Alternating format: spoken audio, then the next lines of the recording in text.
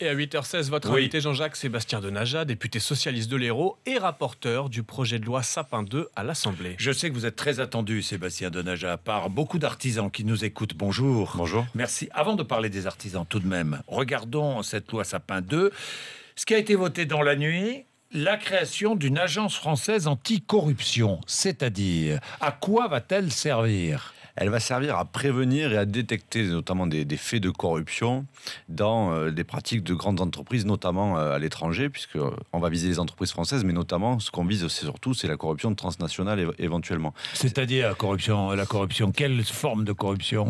Par exemple, c'est lorsqu'une grande entreprise va acheter à l'étranger un fonctionnaire, par exemple, pour au final obtenir une décision d'un État. Les entreprises françaises le font ? Mais ça peut tout à fait arriver. D'ailleurs, des grandes entreprises françaises ont été condamnées pour corruption aux États-Unis. Oui. En France, il y a une spécificité un peu bizarre. 300 personnes en moyenne sont condamnées, personnes physiques sont condamnées en moyenne chaque année. 0 personne morale, 0 pas entreprise. Aucune entreprise. Donc voilà aussi à quoi cette loi... Donc il s'agit de lutter contre la corruption. Exactement. Cette loi, elle essaie de mettre la France au niveau des standards européens. Nous avions beaucoup de retard. Exactement. Les lanceurs d'alerte vont être mieux protégés. Ouais, mieux protégé. Il y avait aujourd'hui en France plusieurs législations dans le domaine de la santé, de l'environnement. Là, ce qu'on a fait hier soir déjà, c'est adopter une définition générale. Ce qu'on va prévoir, c'est un cadre général qui va les protéger. Une autorité totalement indépendante, protégée par la Constitution, le défenseur des droits. Donc ça, vraiment, c'est une nouveauté pour la France. Franchement, on va être dans les pays leaders au monde dans la protection des lanceurs d'alerte. Oui, je pense à Irène Frachon, par exemple, tout à fait. sur le médiateur. Oui, ou Stéphanie Gibault, qui a été une lanceuse d'alerte. Stéphanie Gibault, oui. J'espère d'ailleurs qu'on lui viendra en aide parce qu'elle vit une situation très difficile humainement. Oui, je sais.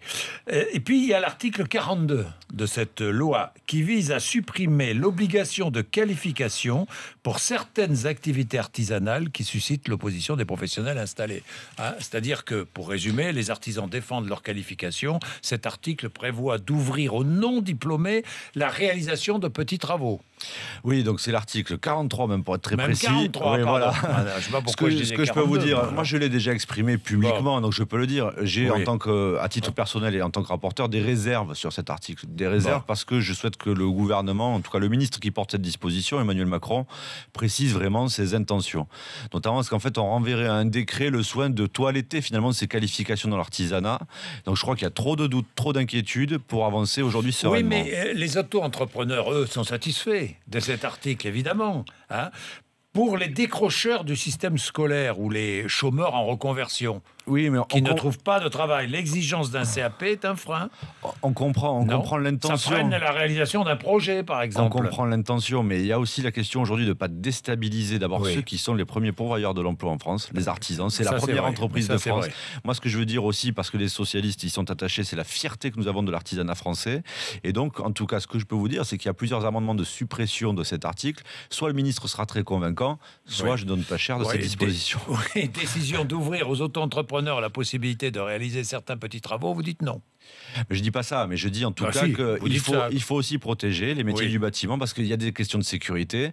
Par exemple, si vous rentrez dans une maison, que vous venez juste refaire un coup de peinture, c'est une chose. Mais si vous attaquez en même temps mur maître, là, il y a ensuite des conséquences très dommageables éventuellement pour le client. Donc tout ça, il faut le faire avec beaucoup de sérieux. Ça sera discuté quand ? Ça sera discuté jeudi matin. Emmanuel Macron sera au banc des ministres pour défendre cette disposition. Il y aura un débat, à mon avis, très nourri parce qu'il y a des inquiétudes et des doutes. Soit ces doutes sont levés, soit nous verrons si le gouvernement doit reprendre sa copie sur ce point. Jeudi matin, parce que c'est l'un des sujets que j'aborderai jeudi matin. Mais nous défendons les artisans et ce texte sera revu et corrigé s'il le faut, parce que sur tous les bancs, je vais vous dire, à gauche comme à droite, il y a des amendements justement pour revenir sur cette disposition. Donc n'en faisons pas d'ailleurs un sujet de clivage partisan. Les artisans, c'est la fierté française.